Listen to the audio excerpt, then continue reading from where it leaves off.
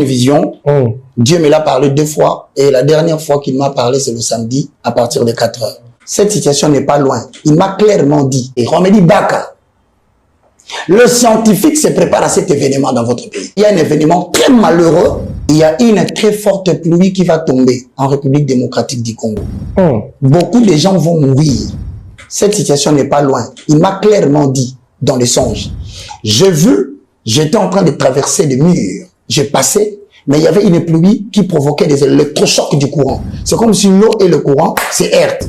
J'ai vu des hommes perdre leurs femmes, des frères perdre les sœurs qu'ils aiment. Beaucoup de gens étaient morts devant la République démocratique du Congo. C'est le jugement de la colère de l'Éternel sur cette nation. Donc je dis à tout le monde qui me suit, je ne sais pas parler des élections, je ne sais pas parler de cela parce que je ne sais pas.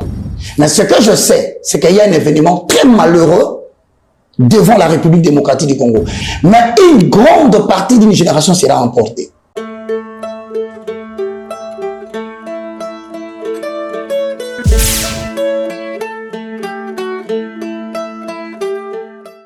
Oui, j'ai eu une vision. Dieu me l'a parlé 2 fois. Et la dernière fois qu'il m'a parlé, c'est le samedi, à partir de 4 heures. Il y a une très forte pluie qui va tomber en République démocratique du Congo. Beaucoup de gens vont mourir. Cette situation n'est pas loin. Il m'a clairement dit dans les songes.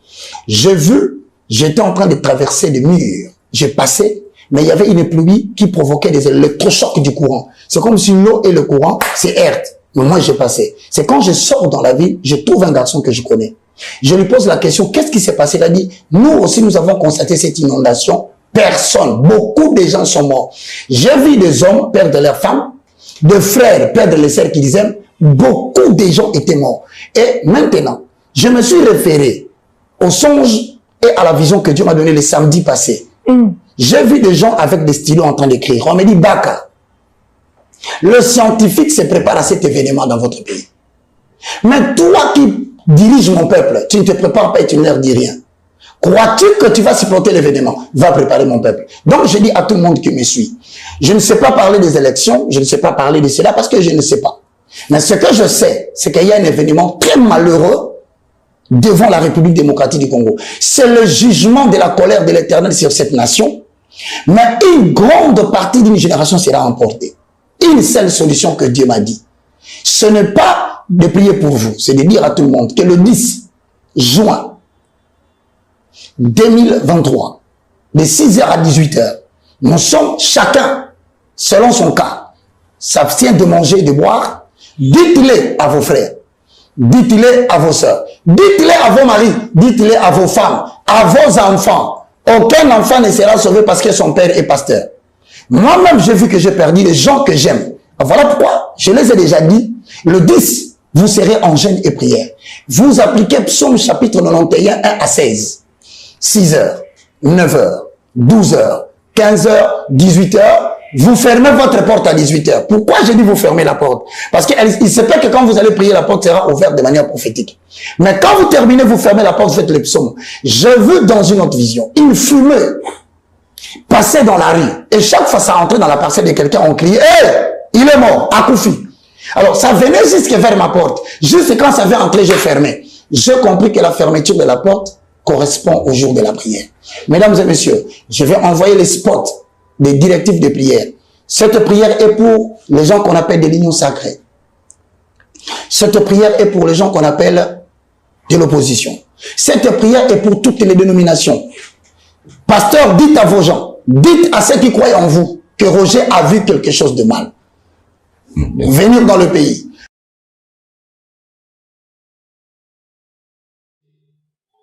Donc, mes frères et sœurs, fermer les yeux sur la nation parce qu'on est chrétien, c'est être immature, c'est être enfant. Aujourd'hui, il n'y a pas une meilleure requête à donner que prier pour la nation.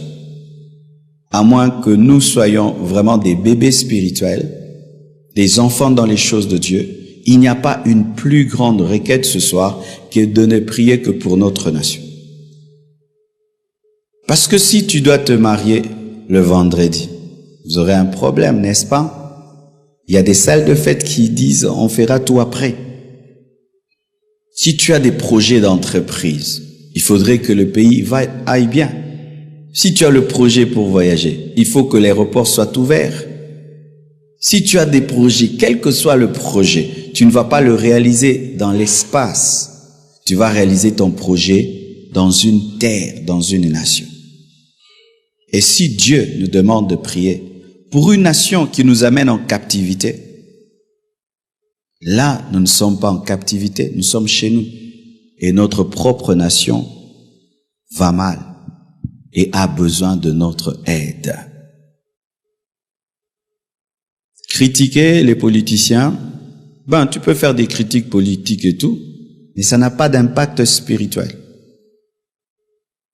Nous devons prier, plier les genoux, parce que au-delà de toutes les personnes physiques qui sont en course, au-delà de tout ce que nous voyons, le visible, il y a toujours l'invisible.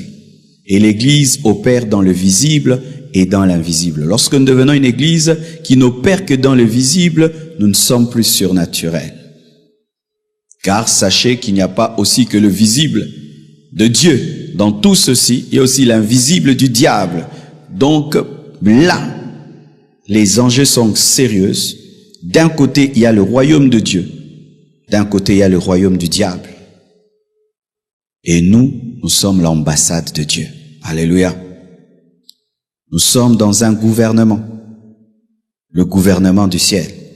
Et nous avons une arme extraordinaire qui est capable de changer le cours des événements, la prière. Amen. Quand nous allons prier, je ne veux pas que tu pries sans profondeur. Je ne veux pas que tu pries pour faire passer le temps. Je ne veux pas que tu pries pour prier. Imagine ce qui peut arriver si les choses dégénèrent. Amen. Et imagine ce que ta prière peut faire pour que les choses ne dégénèrent pas. Dieu te donne l'opportunité maintenant d'influencer demain. Alléluia. Dans une nation, Dieu parlait comme là. L'Église n'a pas pris compte de l'avertissement divin à prier. Ils s'étaient habitués à leur bouillie spirituelle. Vous serez bénis, recevez l'onction, sois guéri, sois béni, sois guéri, béni. Alors quand Dieu les a poussés à prier, l'Église a refusé. Ils ont négligé et la guerre s'est abattue dans leur nation. Ces personnes qui avaient négligé sont mortes, ont eu des familles détruites, ont perdu leurs biens, ont reculé sur le plan social. Elles qui voulaient à tout prix devenir riches ont perdu le peu qu'elles avaient. Des fois, nous sommes comme des enfants qui habitent une grande maison. Et dans certaines maisons, chaque enfant a sa chambre.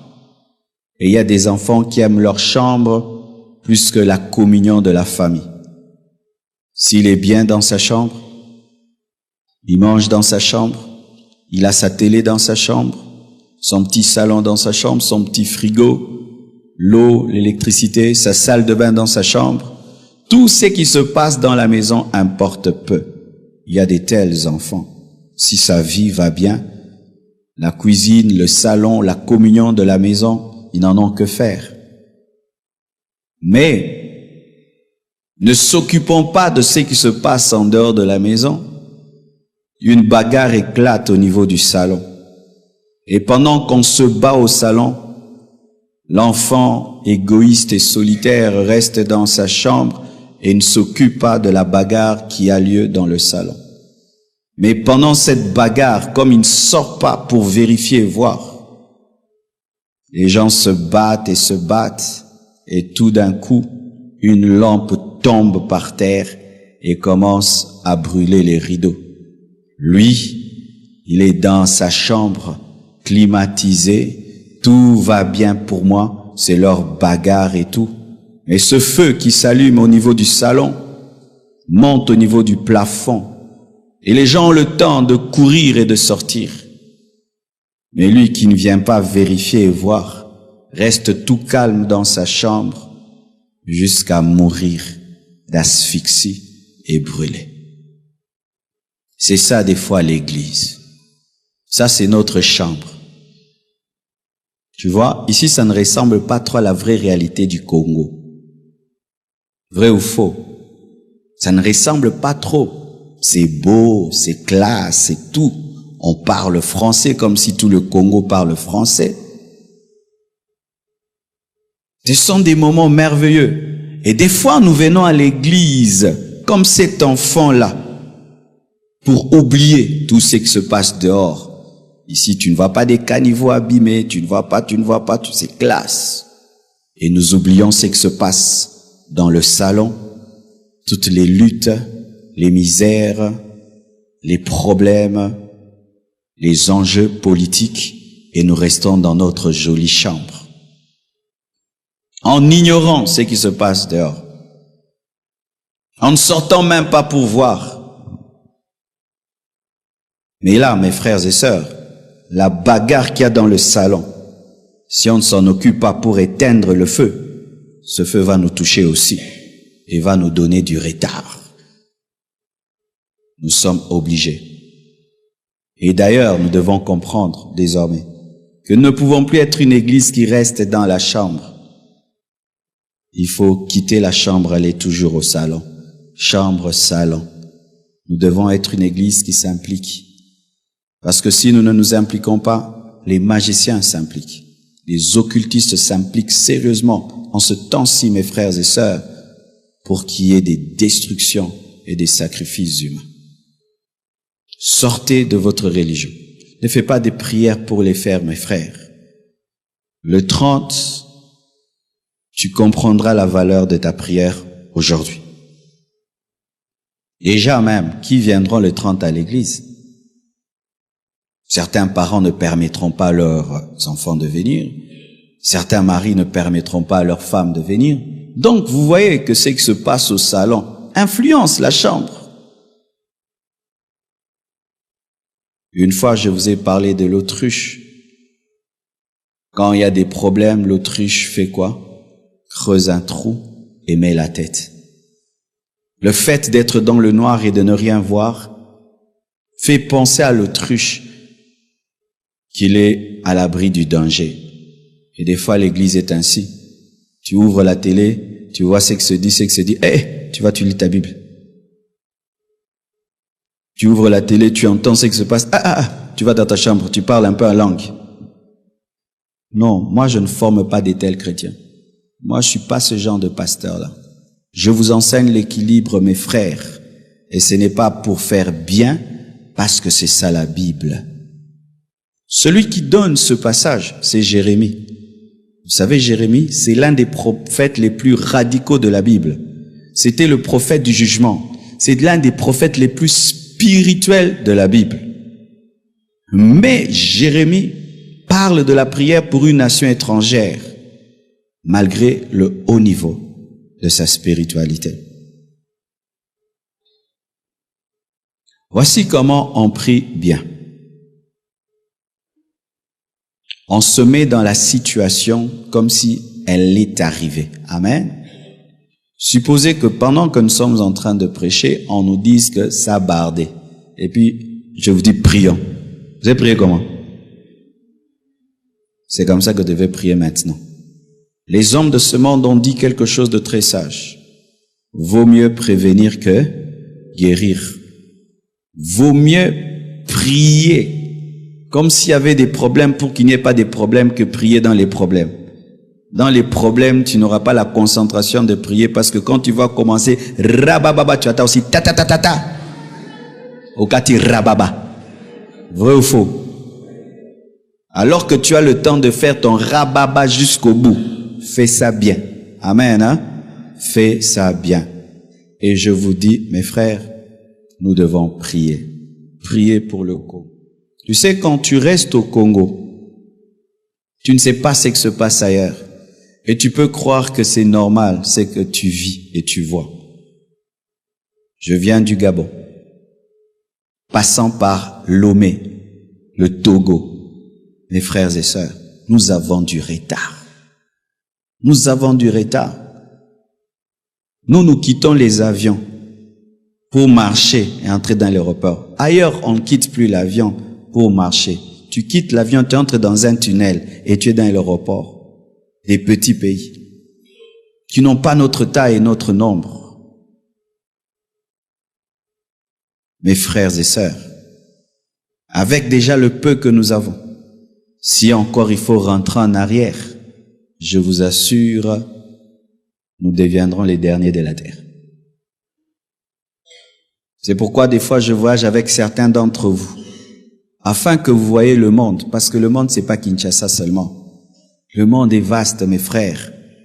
Et pendant que nous nous distrayons, nous nous détruisons, les autres bâtissent, et bâtissent, et bâtissent, et bâtissent, et bâtissent, et bâtissent, et bâtissent. Si tu n'es pas dans la politique, tu n'es pas député ou quelque chose comme cela, il y a une influence que tu peux avoir à genoux. Amen. Je crois que la prière change le cours des nations. Je crois que la prière change les événements. Je crois qu'une église sérieuse qui vit dans la sainteté et qui a la foi est réellement le sel de la terre. Voyez. Lorsque le malheur arrive dans une nation, c'est toujours deux choses. Soit le jugement de Dieu, soit Satan a opéré. Mais pour les deux choses, lorsque nous sommes l'Église, nous pouvons empêcher cela. Lorsque Dieu a voulu frapper Sodome et Gomorrhe, il a retardé le jugement à cause de Lot. Et la présence de l'Église dans une nation empêche et freine le jugement. Nous devons dire à Dieu, nous sommes là. Amen. Et lorsqu'encore l'ennemi veut frapper une nation, Dieu dit, ne touche pas mes justes ou attends que je fasse sortir mes justes. Et nous sommes dans cette nation. Notre présence dans cette nation est une bénédiction. L'une des plus grandes richesses du Congo, c'est l'église du Congo. Alléluia, l'église du Congo. Lorsque les Américains veulent envoyer une bombe, ils vérifient s'ils n'ont pas des Américains dans le terrain. Tant qu'il y a un Américain, ils attendent. Et pareil aussi, mes frères. Notre présence fait que notre gouvernement céleste est en train de freiner les choses. Mais nous devons dire que nous sommes là. Alléluia. Je répète, certains malheurs sont arrivés dans certaines nations parce que l'Église n'a pas pris au sérieux l'appel à la prière. Il y a une nation que je connais, je ne veux pas citer le nom. L'Église était tombée dans la distraction et la guerre a frappé. La guerre a frappé. Et Dieu a puni même l'Église à cause de sa mondanité et de sa distraction. Car sachez, Église, que si vous ne priez pas pour votre nation, Dieu peut vous punir en permettant le malheur. Ah oui, il peut punir en permettant le malheur. Car une église qui ne répond pas à l'appel de la prière pour la nation, Dieu peut la juger en libérant ce malheur pour que vous compreniez que son appel était effectif. L'église primitive, lorsqu'on a arrêté Jacques, n'a pas prié. On prend Jacques et l'église est dans la distraction. Et on a tué Jacques. Mais quand on a arrêté Pierre, l'église s'est levée et elle a